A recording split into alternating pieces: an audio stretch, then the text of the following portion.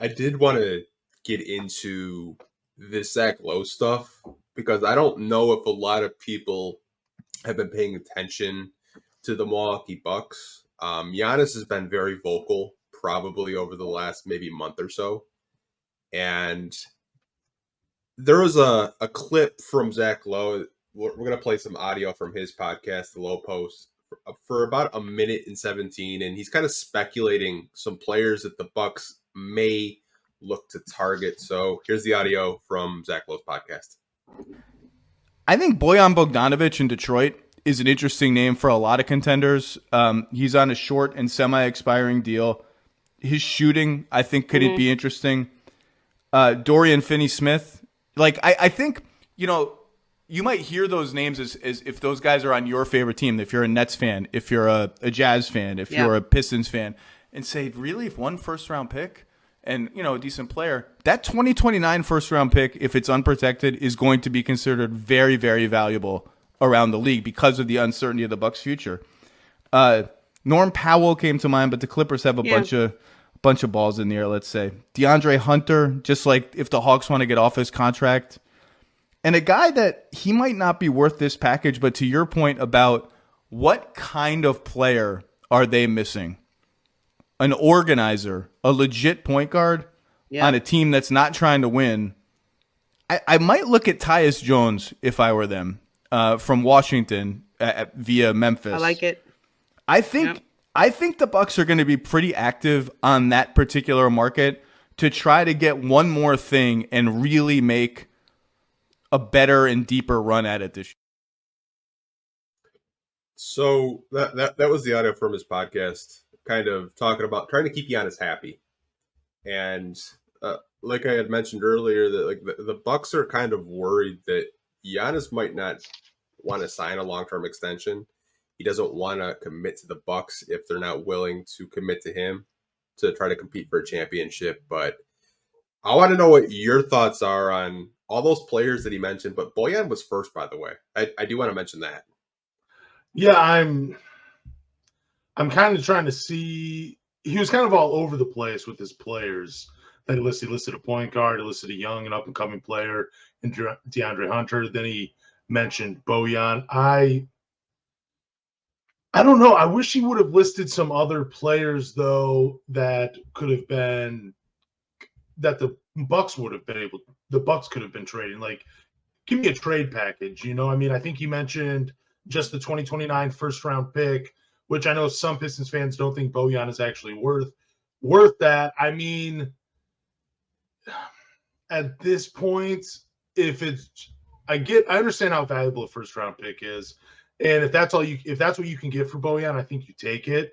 But I wouldn't mind a player or two coming back for Bojan if there was a trade for the Milwaukee Bucks. Now, they don't have like a great list of young players you can choose from, but like a veteran that knows how to win, something we've repeated on this podcast plenty of times, just a guy that really knows the NBA landscape and has done it for a number of years.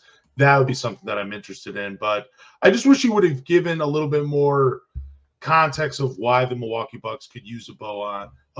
I mean, I get it from the shooting perspective, but does Bojan really make Giannis happy enough to where he'll sign an extension in Milwaukee? Yeah, I think you make a really great point because he just said the 2029 first. And I do have the Bucks roster pulled up, and there are three players that, contract-wise, it does work out. And those three players, you can tell me if this would interest you. You got Grayson Allen, right? He's making around $8.9 million right now. I mean, he's kind of hated. Like, I remember when college basketball was going around, he's probably the most hated, villain in college basketball. But it seems like the hate is kind of just chilled out on him a little bit. But, Grayson Allen is a guy that it could work financially. Then you have guys like Pat Connaughton that's making $9.4 million, who's a really athletic player. But again, it's just like, does a Pat Connaughton at 2029 first for Bojan really move the needle? For me personally, no. But there was one player on Milwaukee's roster where I'm like, you know what? I think they might pull the trigger, and that's Bobby Portis. That's my guy. Bobby Portis and a 29 first. If Milwaukee wanted to do that, I would be interested in it for two reasons. One, I think Bobby Portis to me just screams Detroit Piston. He has that toughness. He has the ability to, make a 3-point shot. And he's a forward. He's a power forward, mind you. And I think that's one position where I think we can both agree that, yes, we have Isaiah Stewart, but who's going to be that backup forward? Now, obviously, we're going to get into, potential starting lineups in a couple of topics, but like, is Isaiah Livers really a true power forward? No. Is Joe Harris a true power forward? No. So I think for me personally, if that was kind of like what Milwaukee wanted to do, I would be okay with that because they made that 2029 first unprotected. Who knows where Milwaukee is in a couple of years? They may be a lottery team for all you know. Yeah, real quick with like Pat Connaughton and Grayson Allen, like Grayson Allen doesn't make a whole lot of sense with how many guards unless you're including Alec Burke in another trade package to create some minutes for him. I wouldn't want them just trading for Grayson Allen and him just sitting there. Like I think he's a guy that can help out a little bit. Pat Connaughton, I think he's kind of similar to Joe Harris. He's not as good of a shooter, but he brings a little bit more to the table athletically, a better defender. But I think he's a guy that can play either forward spots, especially if you want to go small. Him and Joe Harris are just – Joe Harris is a special. He's a sniper. But the Bobby Portis, that would be a trade that thrills me because you're getting 14 points, 10 rebounds, almost 2 assists, 50% from the field, 37% from three off the bench. My biggest gripe, and I'm going to mention this again on the podcast, that I've been saying that there's such a big drop-off between Dern and Stewart to Marvin Bagley and James Wiseman in ability. I mean, I know Marvin Bagley's a good offensive player, but he leaves a lot to be desired. And he's more of a classic power forward than what you want in today's NBA. And I mean, I wouldn't mind him so much if he wanted to play the 5, but he's already expressed no interest in playing the 5. So I would love to get a guy that could play the 4 or 5. So the bench unit at the 4 and the 5 isn't weak. Like, because there's such a drop off between those 4 players that I think it's really going to hurt the Pistons if, once you don't have an Isaiah Stewart or a Turn on the floor. But if you're able to bring in someone like a Bobby Portis from Milwaukee, that answers so many questions, where it really eliminates a lot of question marks, really, from, and I would rather give him minutes than James Wiseman or Marvin Bagley is pretty much what I'm trying to say. Yeah. But I don't know. Oh, go on.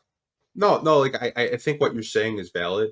I think with Wiseman, I don't want to judge him because I just looked at how many games he's played, and if you add the games that he had with the Warriors, with the Pistons, he just basically completed his rookie year.